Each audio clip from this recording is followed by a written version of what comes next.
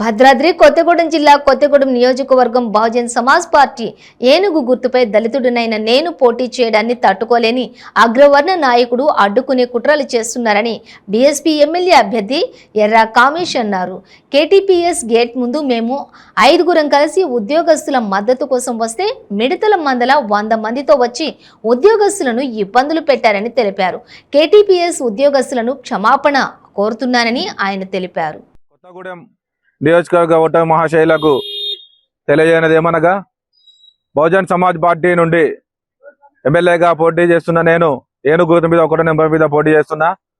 ఈ రోజున కేటీపీఎస్ ఉద్యోగస్తులని కలుసుకునే కార్యక్రమంలో భాగంగా ప్రతి ఒక్క ఉద్యోగస్తుని కలవాలని ఈ రోజున ఉదయం ఇక్కడ గేట్ కార్డు రావడం జరిగింది. ఆ యొక్క క్రమంలో జరిగిన ట్రాఫిక్ ఇబ్బందికి నేను అందరూ కూడా ప్రతి ఒక్క ఉద్యోగస్తులకి పేరు పేరున క్షమాపణలు చెప్పుకున్నాను.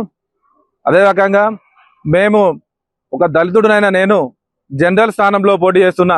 ఇక్కడ మా పోటీని ఓర్వలేని కొంతమంది నాయకులు మేము వస్తున్నామని తెలిసి కావాలని మేము ఒక 5గురం డిసిప్లిన్ గా పక్కకుండి మా యొక్క ఎన్నికల ప్రచారంలో భాగంగా ఉద్యోగస్తులను కలుస్తుంటే వాళ్ళ ఒక మిడతల మందలేక వందల సంఖ్యలో జనాలు వచ్చి ఇక్కడ ఉద్యోగస్తులకు ఇబ్బంది కలిగించిళ్ళు.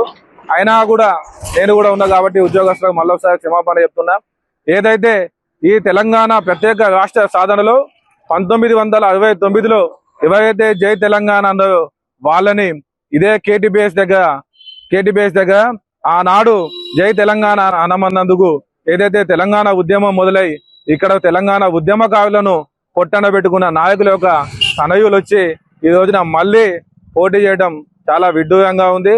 నియోజకవర్గ ఓటర్ మహాశయులు ఒక్కసారి ఆలోచన చేయండి. ఇప్పటి వరకు కూడా అందరినీ గెలిపించిళ్ళు, ఇక్కడ పోటీ చేస్తున్న ముగ్గురిని కూడా మీరు గెలిపించిళ్ళు. కానీ ఈ 20 ఏళ్ల కాలంలో ఒక్కటి కూడా కొత్త పరిశ్రమ తీసుకురాలేదు. పరిశ్రమ తీసుకొచ్చి యువతకు ఉద్యోగ అవకాశాలు కల్పించడంలో పూర్తిగా విఫలమైనలు. మళ్ళీ వీళ్ళే వచ్చి మళ్ళీ మాకు అవకాశం ఇస్తే మేము ఉద్యోగాలు సాధిస్తాం, ఊరిని అభివృద్ధి చేస్తామని చెప్పి ఏదైతే చెప్తున్నారో అవన్నీ ఒకసారి గమనించాలి.